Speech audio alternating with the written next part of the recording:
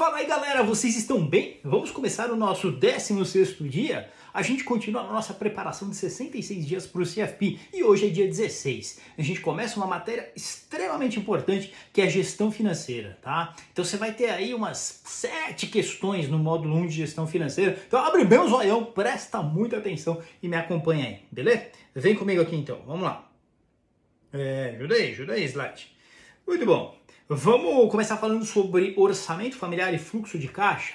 Então, basicamente, a Planejar, ela está dando um foco muito grande na parte de balanço patrimonial, orçamento familiar do indivíduo, não das empresas, né? Então, a gente vai dar foco nisso também, porque o nosso objetivo é ir bem na prova, vamos lá?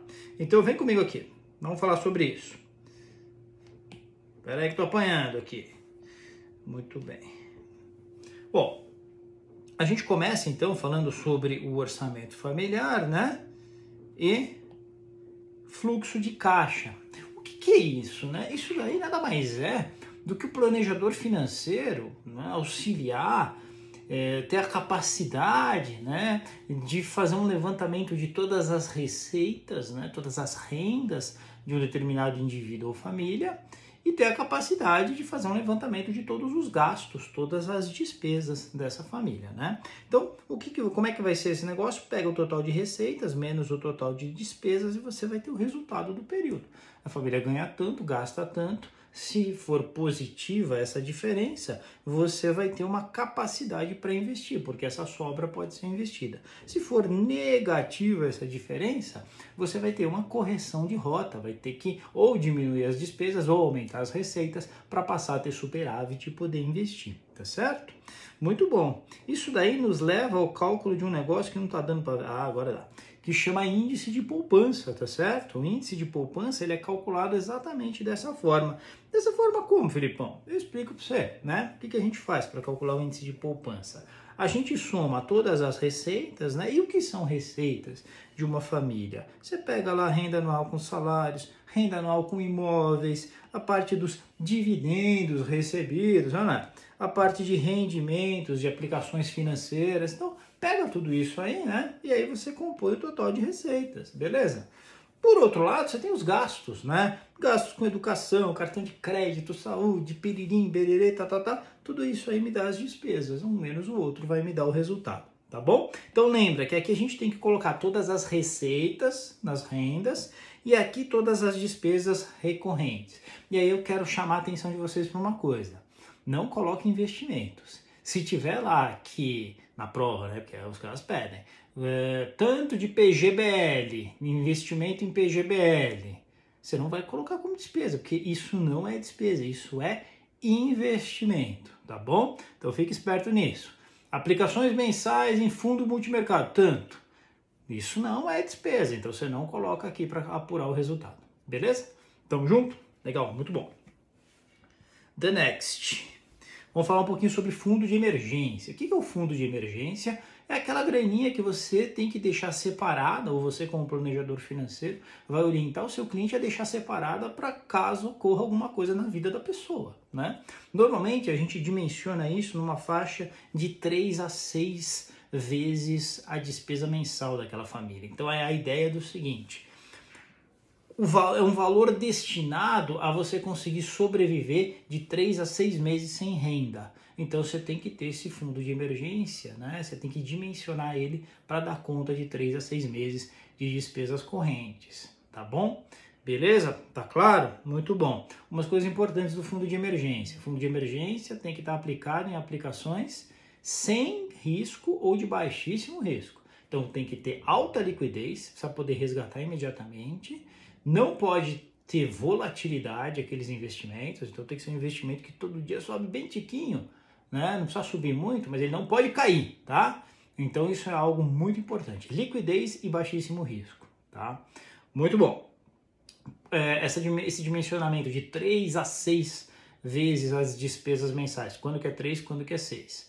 tem alguns fatores que influenciam isso, né? Se o profissional é, por exemplo, CLT, ele tem aquela renda tudo muito controladinho, né? Geralmente, todo mês é aquilo lá que ele ganha. Se ele é um profissional autônomo, ele está sujeito a umas intempéries aí nas receitas, às vezes mais, às vezes menos, então você tem uma volatilidade maior de receitas. Então, quanto maior a imprevisibilidade de receitas e gastos, maior vai ser o valor do seu fundo de emergência. Você tem que dimensionar mais lá para cima, tá bom? Mesma coisa, tem convênio? Beleza, sabe que se acontecer alguma emergência e for atropelado, por exemplo, convênio vai bancar os custos. Agora, se não tem convênio, pode precisar do fundo de emergência para socorrer lá a saúde, né? Então, faz parte. Beleza? Então tem muito a ver com previsibilidades de receitas e despesas. Legal, sigamos, né? Vamos embora. Vamos falar um pouquinho do balanço patrimonial. Assim como a gente tem balanço patrimonial de empresa, a gente tem balanço patrimonial pessoal, como vocês estão vendo aqui. Legal? Muito bem. O que você coloca do lado esquerdo, né? Você vai colocar bens de uso e bens de não uso. Então aqui você coloca bens, né? O que compõe o patrimônio da pessoa ou da família, né? Então geralmente a gente separa em bens de uso e bens de não uso. Bens de uso, casa própria, veículos, casa de praia e assim por diante, né? Como tá tudo em azul, deixa eu mudar aqui.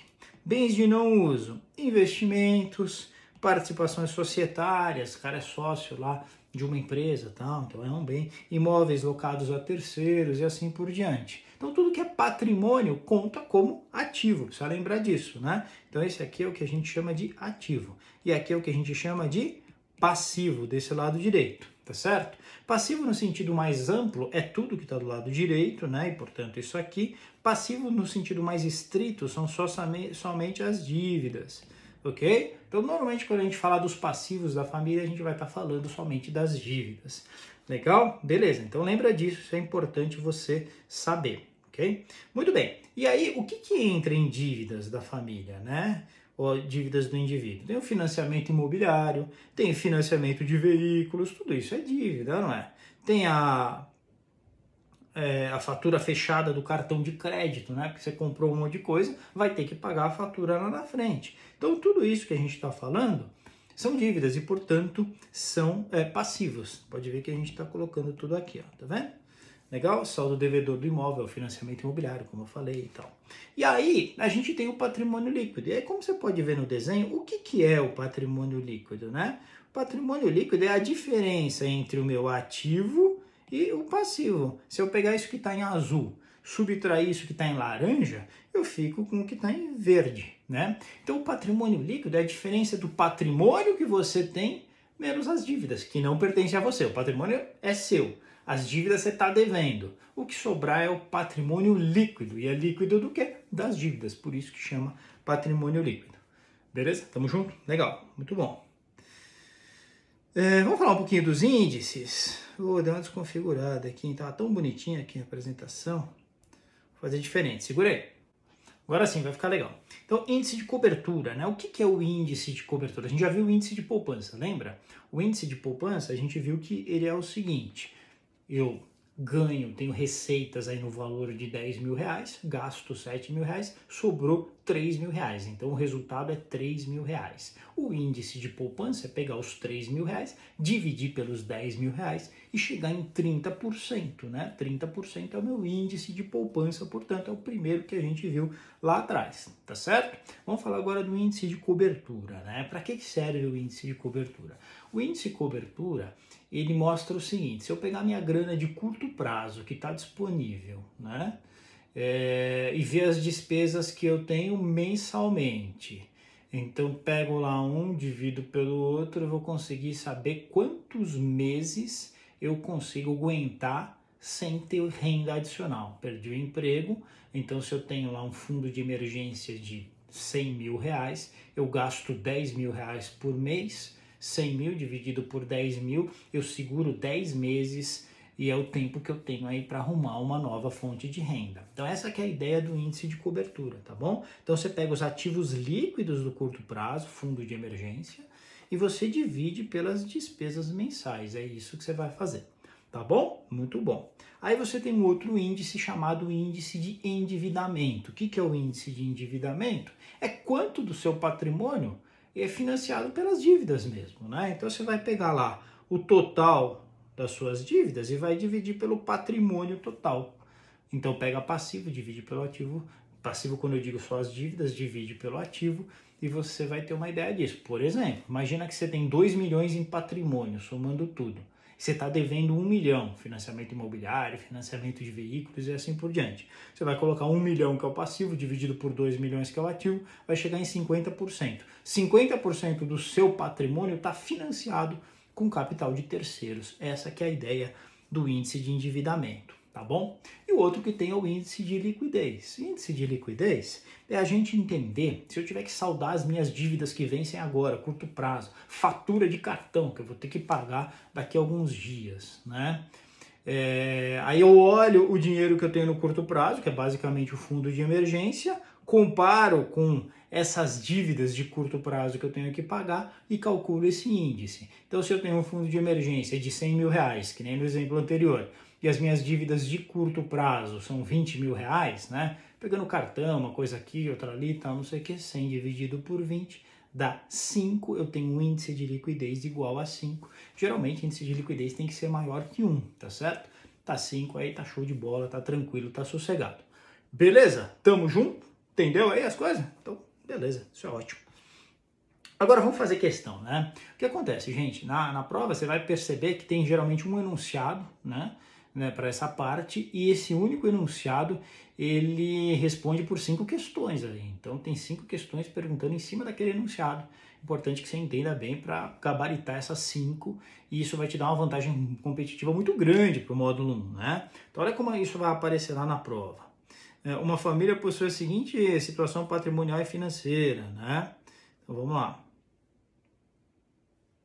Renda anual com salários, 650 mil. Então, ganho 650 mil. PGBL, 95 mil. Legal. 2 veículos financiados no valor de mercado de 120 mil.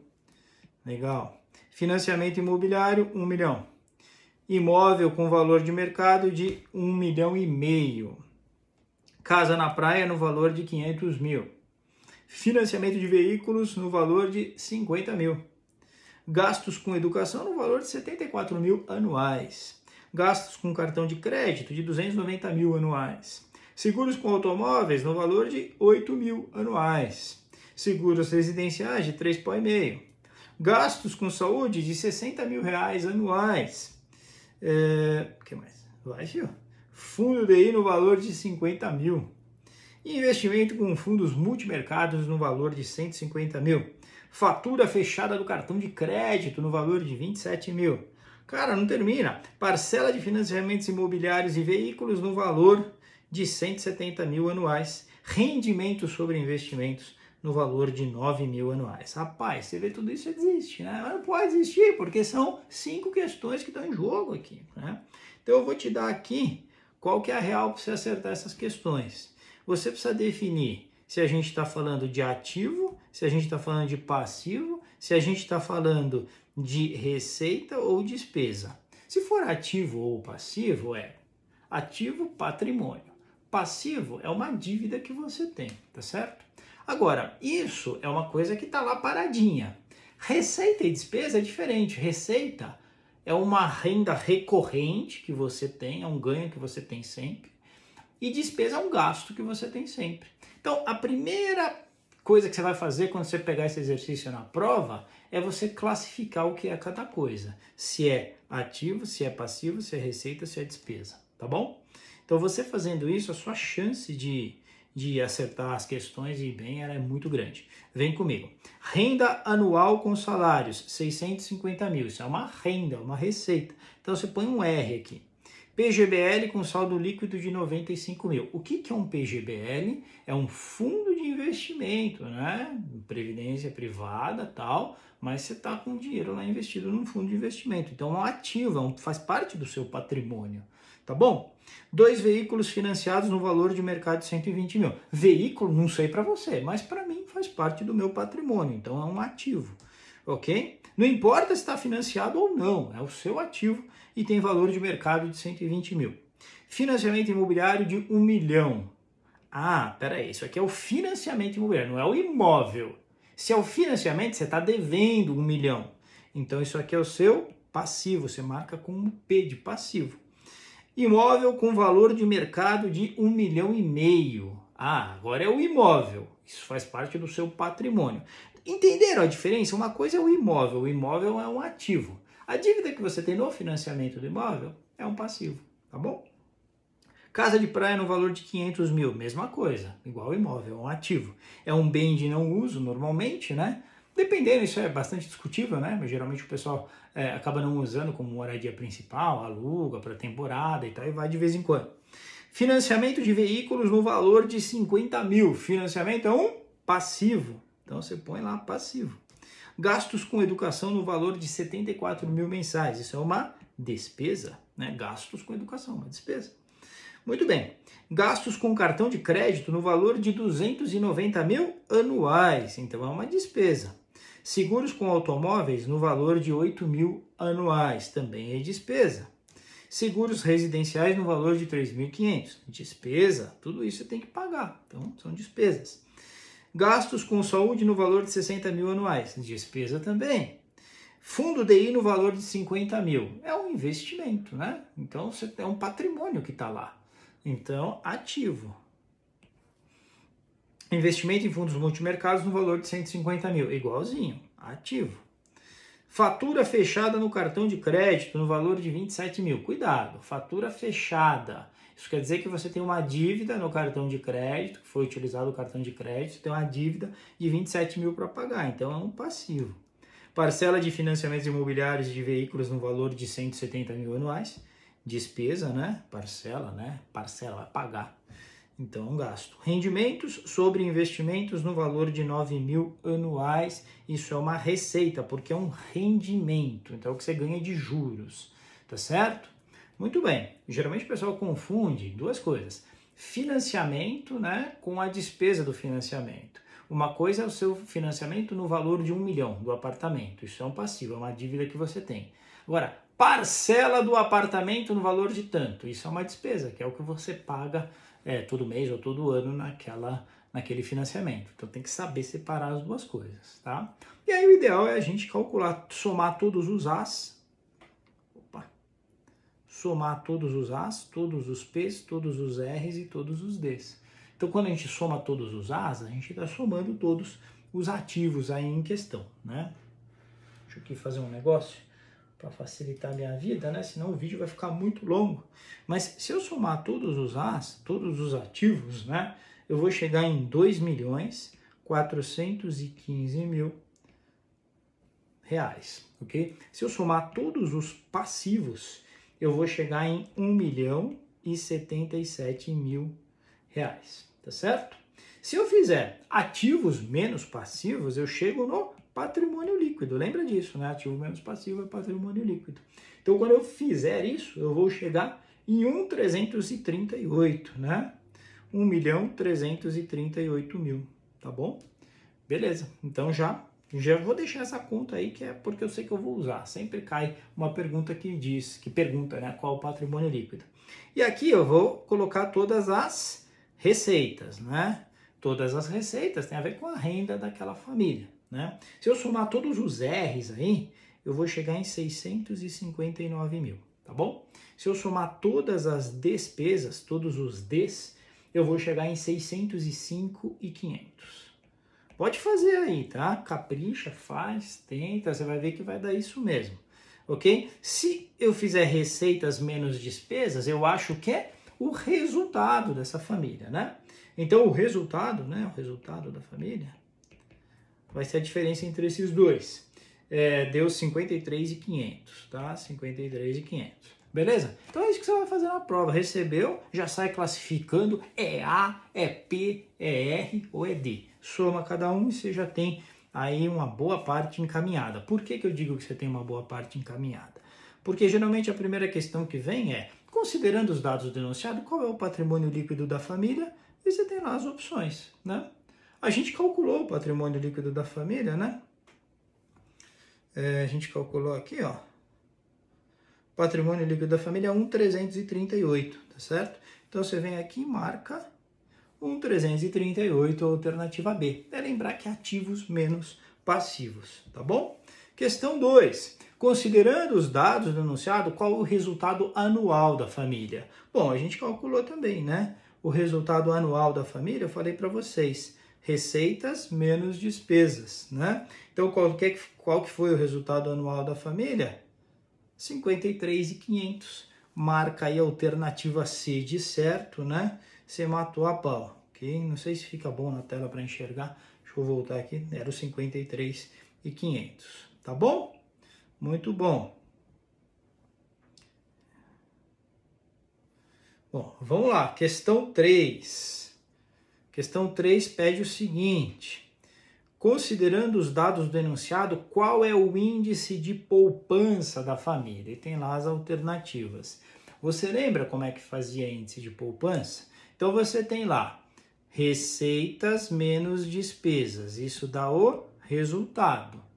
Você tem que lembrar que o índice de poupança, e faz sentido, é o resultado dividido pela receita. Então o cara ganha 10 mil por mês, gasta 7 mil, tem um resultado de 3 mil. Qual que é o índice de poupança? O 3 mil que é o resultado, dividido pelo 10 mil que é a receita. Dá 30% nesse exemplo. Então ele consegue poupar 30% da sua renda, essa que é a ideia, tá bom? Aqui como é que vai ser? Pega o resultado, né? Então qual que era o nosso amado resultado? O nosso resultado, que era a diferença entre receitas e despesas, é 53.500. Tá certo? Então, eu vou pegar esses 53.500 e vou dividir pela receita. E qual que era a minha receita? 659 mil, tá certo? Então, 659 mil. Aí, meus queridos, vocês têm que fazer essa conta, né? Essa conta aí dá 8,12%, tá? 8,12%. Esse é o índice de poupança dessa família aí. Beleza? Tamo junto? Então vamos para a próxima. Questão 4. Considerando os dados do enunciado, qual é o índice de cobertura da família? Você lembra o que era índice de cobertura? Era aquele índice que indicava quantos meses a família conseguiria se segurar se ela perdesse a renda. Então ela tem lá um fundo de emergência, que são os ativos de curto prazo, divide pela despesa mensal, né? Então, índice de cobertura, você pega lá os ativos de curto prazo, divide pela despesa mensal e você vai ter um número de meses que aquela família aguenta com a grana que eles têm de curto prazo, tá bom? Então aí você tem algumas opções, né? A gente só precisa buscar esses dados. Onde é que a gente vai buscar esses dados? Lá no nosso cálculo principal, tá certo? Nosso cálculo principal agora não está pronto, né? A gente vai ter que elaborar um pouquinho. O que é liquidez imediata aqui? O que é fundo de emergência? Eu vou olhar para os ativos e vou enxergar o que é dinheiro de curto prazo que está prontinho para ser resgatado.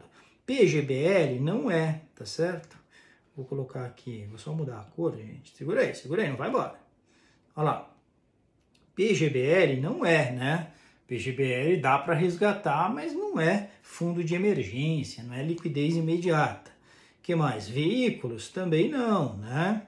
Imóvel também não. Quem já vendeu imóvel sabe que dá trabalho vender imóvel, não é uma coisa do dia para noite. Portanto, casa na praia também não. Cadê o outro A? Opa, fundo DI no valor de 50 mil, esse sim. Fundo DI, ele é um fundo, justamente, não é um bom investimento em termos de rentabilidade, mas ele tem baixo risco, tem alta liquidez, por isso que a gente usa como fundo de emergência.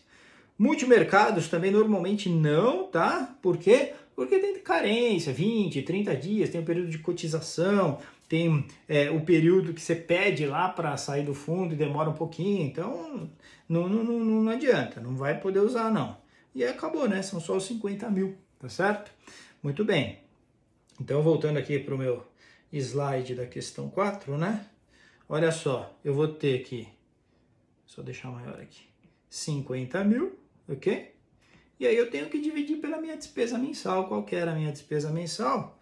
Minha despesa mensal, ela vai ser a minha despesa anual, né? Que era 605.500 dividido por 12. Então eu tenho que pegar os 605.500 e dividir por 12, tá certo? 605.500 dividido por 12 vai me dar minha despesa mensal. Quanto é que é 605.500 dividido por 12?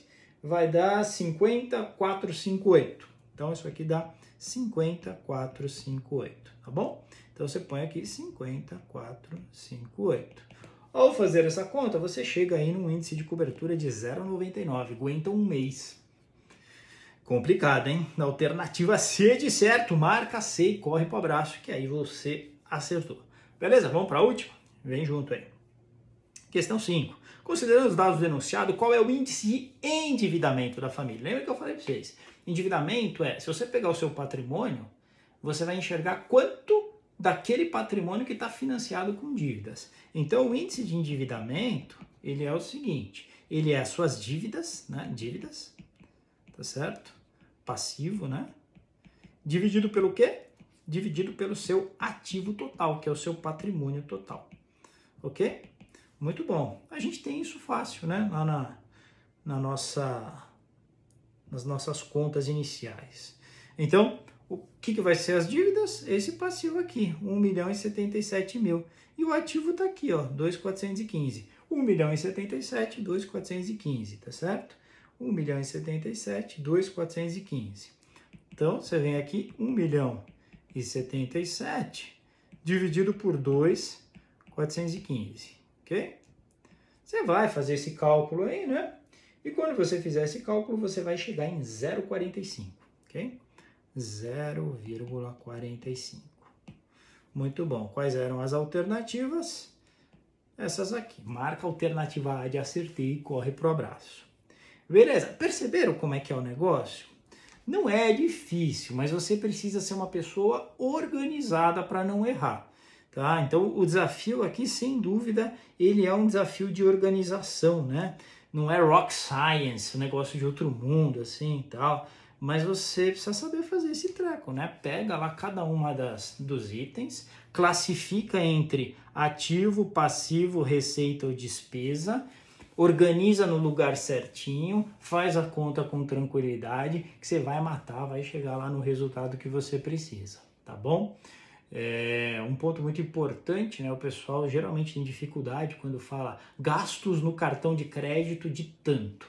Isso é passivo ou isso é despesa? Se é gastos no cartão de crédito de tanto, é despesa. Agora, se fala fatura fechada no cartão de crédito de tanto, aí é diferente, né? Uma fatura fechada eu estou devendo. Aí é um passivo. Outra coisa, o pessoal às vezes cai lá, prêmio seguro de tanto, seguro residencial de tanto. Aí o cara, beleza, coloca esse seguro como uma despesa, que realmente é, mas depois coloca o prêmio do seguro, a cobertura do seguro, né? R$1 milhão é a cobertura do seguro. O cara coloca lá no ativo. Não existe ativo, só vai existir ativo se houver sinistro, né? Então, nunca coloque a cobertura do seguro lá como ativo. Então, o que mais que geralmente pega pro pessoal? Putz, geralmente eu acho que esses dois aí são os que o pessoal fica mais em dúvida, tá bom? Beleza? E não esquece, né? Tem outro que pega assim, quando o cara fala investimento no PGBL de tanto, né? Ou então parcela de investimento do PGBL de tanto. Não vai me colocar isso como despesa. Por que você não pode colocar como despesa? Porque se num determinado mês eu invisto tanto em PGBL, imagina que eu investi toda a minha diferença entre receita e despesa, né? Então, tudo que sobrou eu estou investindo em PGBL. Se você lançar como despesa, o resultado vai dar zero. Mas na prática o resultado não é zero. O resultado é bonzão e você optou por colocar lá no PGBL. Se foi uma boa decisão de investimento ou não é outra coisa, mas não dá para falar que a parcela do PGBL é uma despesa. Não, é um investimento. Parcela do que você imagina que você pôs na sua cabeça. Todo mês eu vou depositar R$3.000 num fundo multimercado, fundo verde. Acabou de ser reaberto, né? Não é nem multimercado, fundo de ações. Né? Vou R$3.000 lá naquele fundo de ações do Stuberger. Cara, isso não é uma despesa, isso é um investimento. Portanto, você não pode lançar como despesa. Beleza, gente? Legal? Poxa, longuinha essa daí, hein? Deu meia hora aqui de aula quase. Mas é bem importante, né? 5 questões, vale a pena a gente então se debruçar e entender legal. Um abraço, qualquer coisa, deixa aí nos comentários dúvidas que vocês tiverem. Valeu, até mais.